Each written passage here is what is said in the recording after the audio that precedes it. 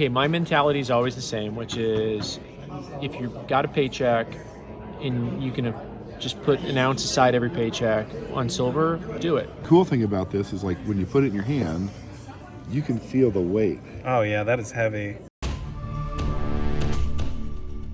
The worst day on Wall Street since the crash of 1987. We're now down 43%. This could be the most serious recession in decades. Protect your retirement with gold and silver IRAs. Learn more at sdbullion.com/IRA. And here's the hotel, Casino del Sol.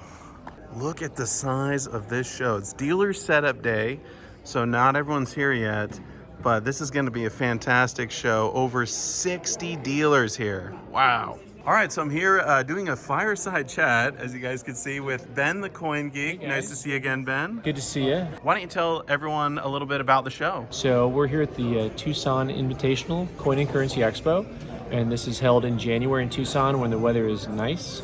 We're trying to push a little bit more onto the social media side, so we didn't actually put a full fireplace in there. You know, it's a little bit different than that. Can I show up like behind the scenes here? Oh, all the way. Show the sides there. We got a few booths over here, and there's another one over there, which we might hit that one later. But yeah, we kind of got like this little spot. So this is specifically for interviews right here with the fireside, and then we've got the fiat.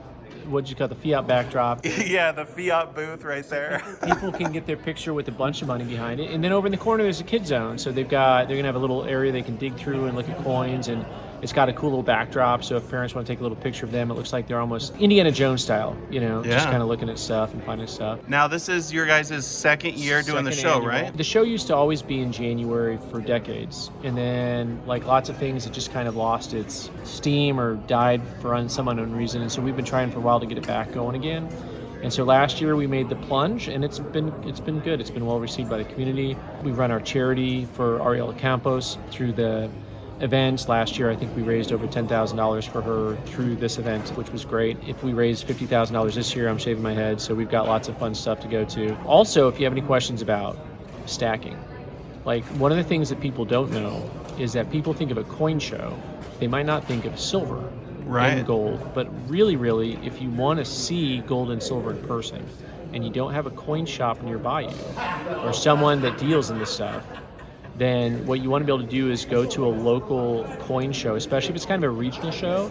You're going to see cool stuff. You're going to find some stuff that's maybe older or different, and then you'll have all the cool modern stuff that people have too.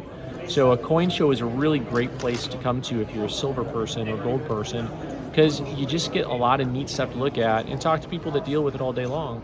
And, you know, they can help you kind of walk through some of the ins and outs of what you're doing. Well, you mentioned stacking a little bit ago, and I know you have got a great YouTube channel. You do a lot of numismatic stuff on there, and you do delve into the silver and gold a little bit. But I want to kind of get your opinion on this year. Do you think it's a good year to be stacking? Is silver going to zero? What? Zero. $0 silver? So, okay, my mentality is always the same, which is if you've got a paycheck and you can just put an ounce aside every paycheck on silver, do it. That's always my advice. The price doesn't matter when it comes to that, right?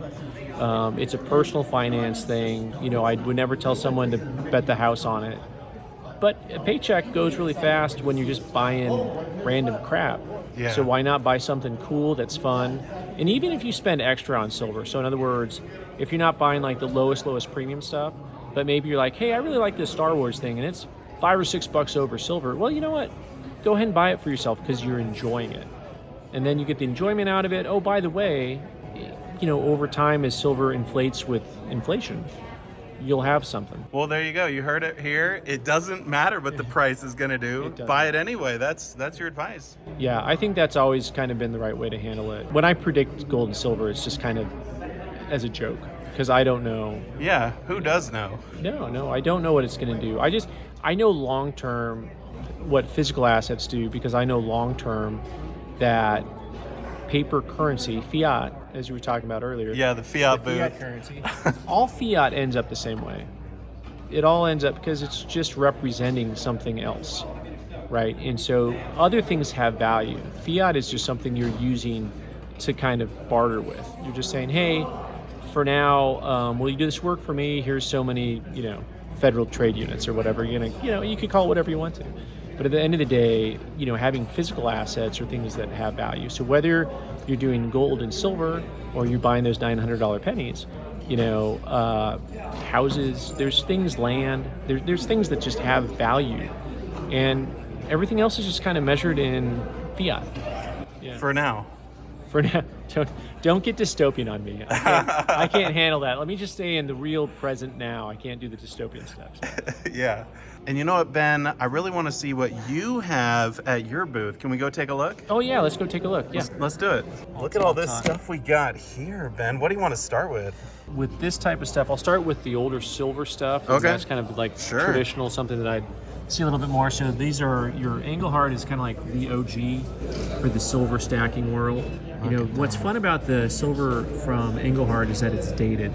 So people will go and find certain dates and pay extra for certain dates. And so it's one of those areas that's like can be quasi collectible. But for the most part, if you're looking for something that's old, Engelhard's a good way to go. Yeah, for sure. And a lot of that stuff also, which is kind of fun, is that a lot of the older silver is heavier. Like you'll throw lots of like old silver rounds on a scale, and it's like the old baker's dozen. It'll weigh 31.2 grams instead of 31.1. It's meaningless because people still trade them as ounces, but also it's just kind of a cool thing. Like you think about inflation and you think about how things have changed over time, and you're like, oh yeah, they didn't care about that extra 0.1 gram on something because who cares? Silver was might as well be heavy.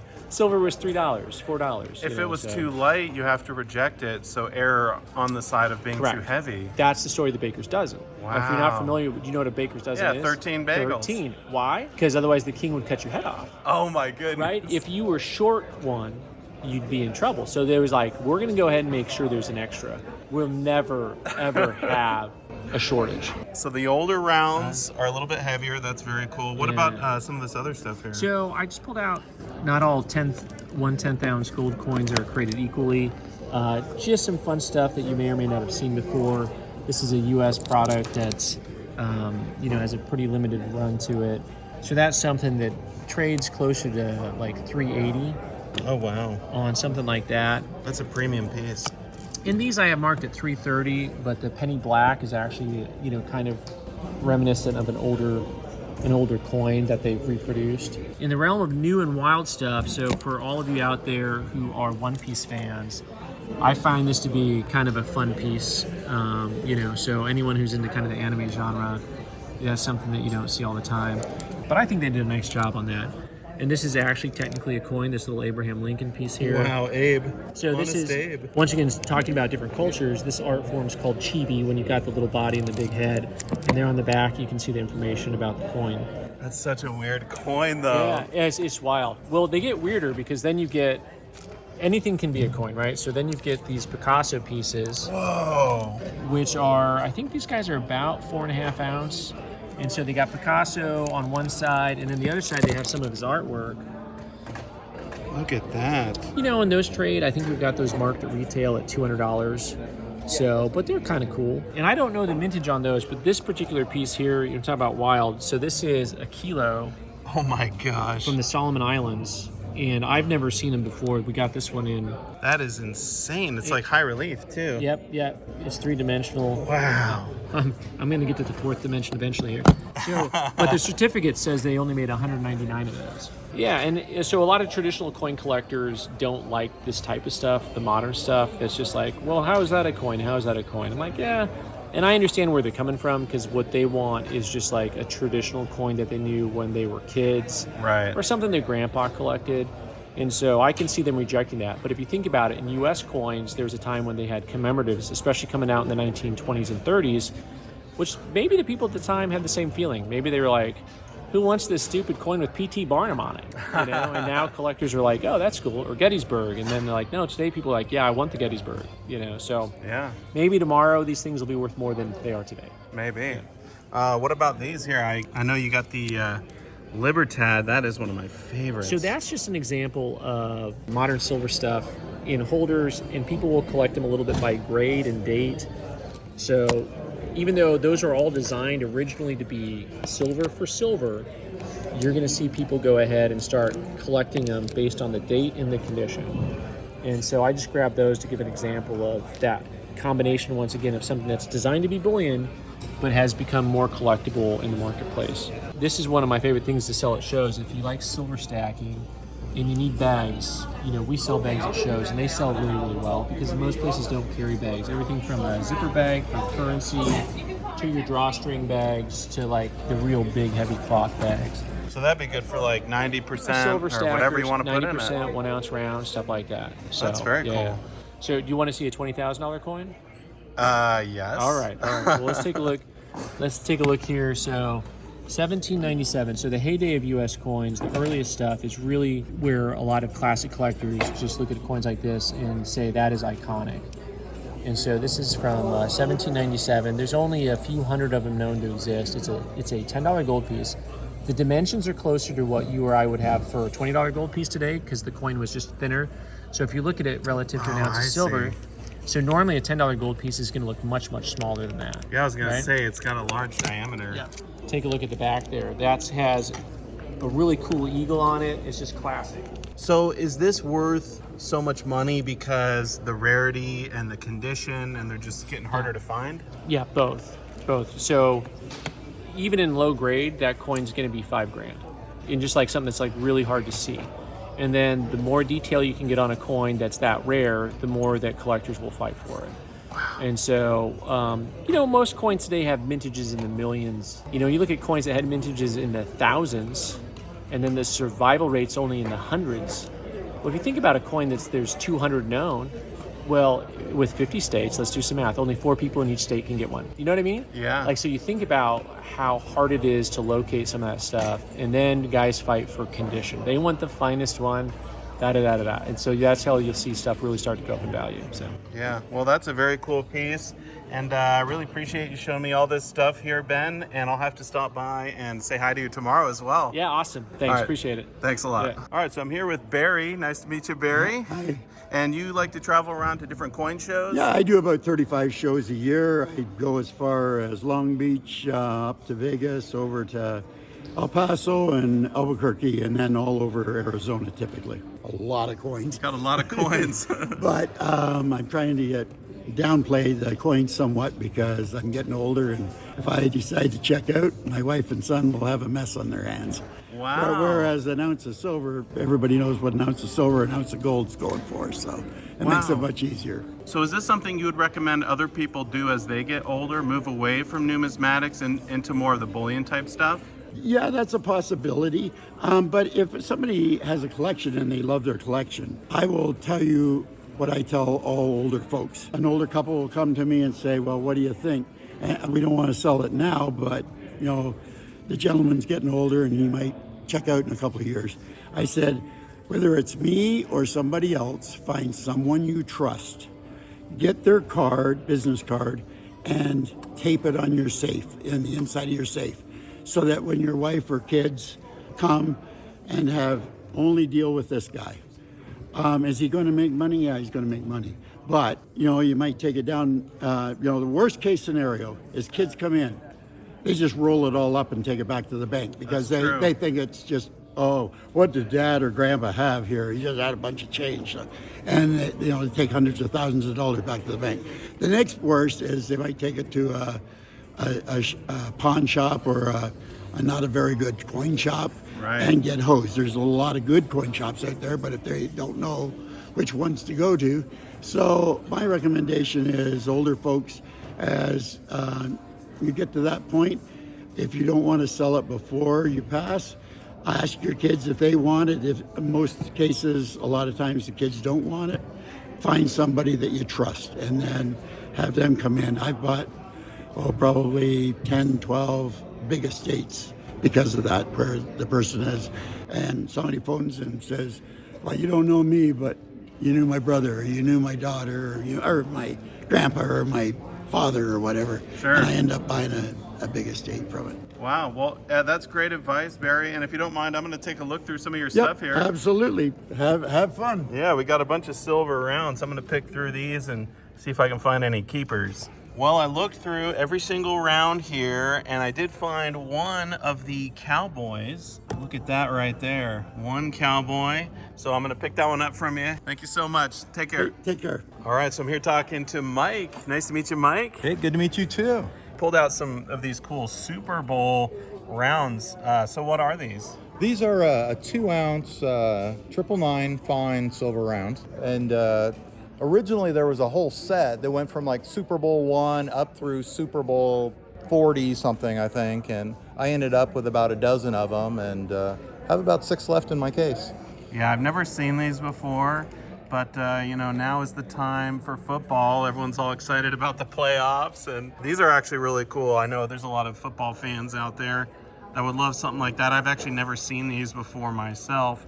And one other thing we pulled out to look at here was this guy. So this is a shipwreck piece. It's from the SS Central America, graded by PCGS. It's a $2.50 gold piece that I think it's an 1853, $2.50, and the ship sunk like 4 years later.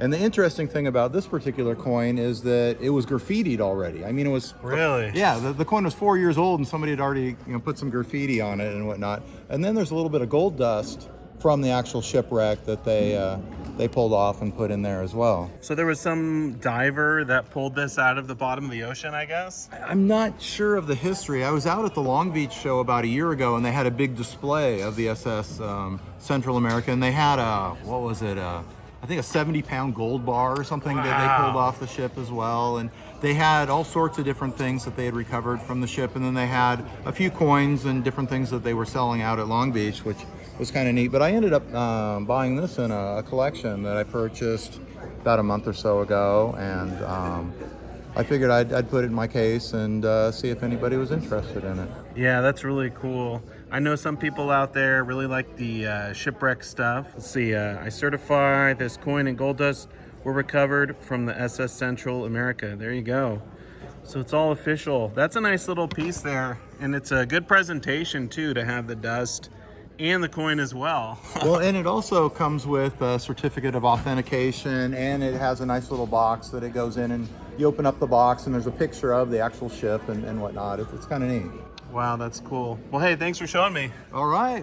Thank you, Silver Dragons. Yeah, appreciate the time. All right. Enjoy the show. Thank you. All right, so I'm here with Alan from Northern Nevada Coin, and you guys are located out of Carson City, right? That's right. We came down here to Tucson. We brought some things with us to show off at the show. Let's start off with the 1916D dime. This is one of those coins that, as a kid, when you were collected, this was the key to the series. So 16Ds have always been popular. A lot of guys only collect them in lower grades, but this one's actually an uncirculated. It's got the 62 and it's got full bands.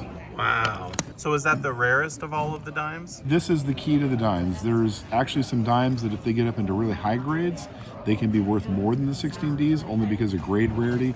But the 16D is generally the king of the series for the Mercury dimes. So next we have a 1913S Barber Quarter. This particular coin is in MS64. It's got a CAC sticker, so it's one of the higher grades you're going to find out there. It's not the most gem you're going to find, but this coin is so original. So it's just a great coin. It's one of the keys to the Barber series. That's fantastic. Next, we have a trade dollar. This trade dollar is an MS66 with the CAC sticker. So it's up there in the upper echelon of what's going to be available for trade dollars. The coin's blast white. It's beautiful. Now, do you think this particular one went overseas and came back, or it went right to a collector? That is so hard to say. Most of our trade dollars went overseas. So it's very likely that this coin went overseas, but maybe it went over in, an envelope or something else where it wasn't rattled around or in bags like the rest of them. So, in this state of preservation, it didn't see any circulation. It has very, very few marks. There's a couple little titches in the field, but other than that, this coin is just amazing. And then, of course, Morgan dollars. That's something that we do a lot of at Northern Nevada Coin. So we're always going to have lots of different keys. Here's the 93S. This is a very collectible and affordable grade, an XF. 93Ss are popular all the way from AG to uncirculated, but they're hard to find in uncirculated. So when it comes to rarity and Morgan dollars, how does this one compare to the other ones? So ultimately, this has always been considered the king of Morgan dollars. The 1895 can be called the king as well, but that's a proof-only issue. So the 93S is typically labeled as the king. All right, that's the king right there. There we go. And this one here, I'm really excited to see. Yeah, so the other thing that happens is we like to get these toned coins. So toning happens, and when toning happens, you can see that it really just has great colors. There's lots of different degrees of toning. And when it comes to toning, there's negative toning, and then there's neutral toning and positive toning. Negative toning is something where the coin is darker and black, and it just doesn't make the coin look better. Neutral toning is where it has some originality to it, but it doesn't really enhance the coin. It doesn't deter from the coin. It's there. It's a very natural coin. But then you get these positive tone coins, and when I say that, the color makes the coin look so much better. And so whenever you get these types of coins, they're always highly sought after. The more vibrant the colors, the more vibrant the price. So next, being from Carson City, we'll go into a few Carson City coins. Let's see them. So the Carson City Mint opened up in 1870. So this was the first dollar struck in Carson City. When I say the first dollar, it was the first series. I don't think it was the very first coin struck. But a lot of people don't realize that when Carson City started striking coins, the dollars they were making were not the Morgan dollars. These were seeded dollars. So they started with seeded, then they went to trade dollars, and then the Morgan dollars. That was the third series of dollars that Carson City struck. So the 1870 Carson City, this is the most affordable of the seeded dollars. This particular coin is an XF45, so it's that mid-range, good collector grade. Okay, here's another one. This one's just kind of interesting. It's an 1885 Carson City and it's in low grade. Well, why would that be interesting? Well, 1885 was the lowest mintage Carson City coin for the Morgan dollars. They only made a little over 225,000 of these. I think it's 228 exactly. But out of those, over 160,000 of those coins were in the Treasury hoard. That means they were in uncirculated bags, stored in the Treasury Department, never released to the public. And those came out in the GSA hoard in the 70s. But that means there was only about 60,000 of these coins that circulated out there in the natural world. So this is one where you actually maybe don't prefer it, or maybe you do prefer it to be a circulated one like this. Well, anybody that's putting together a collection that wants to be a purist and wants to get a coin that's just circulated, something that actually saw action, this one's a little harder one to find. Surprisingly, sometimes these even sell for more than an uncirculated coin. Wow, that's fascinating. Yeah. So when the Carson City Mint shut down in 1893, they had some leftover dies. Well, New Orleans got some of those dies.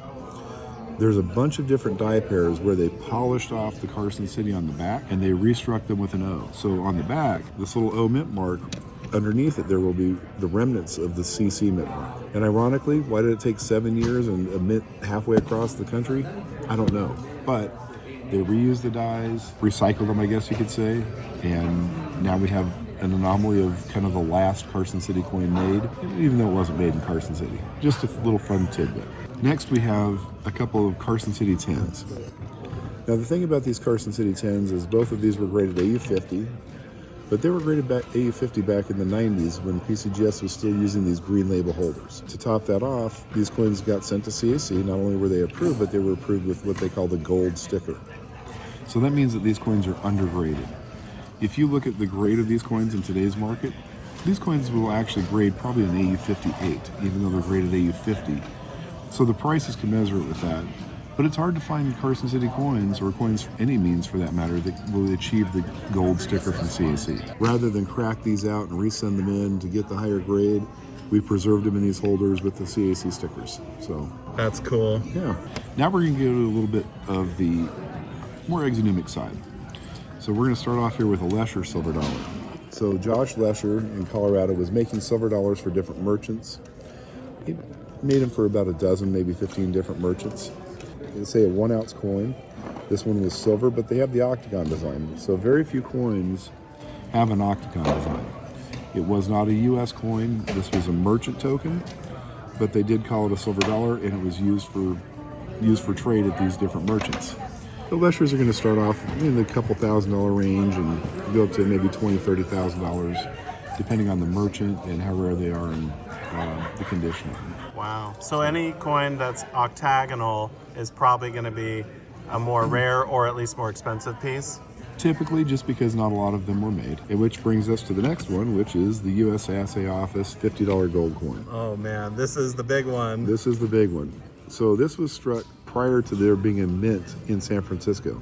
The mint in San Francisco opened up in 1854. But there were so many people and so much commerce going on out west that they needed to have gold coins struck. Everybody was trading in gold dust, and specie from other countries. And so they were taking all the gold found in California and they were striking it into gold coins. There were very small coins. There were little 25 cent, 50 cent, and $1 gold coins. When it came down to it, August Humpert, who later became the U.S. Assay Office, struck these coins.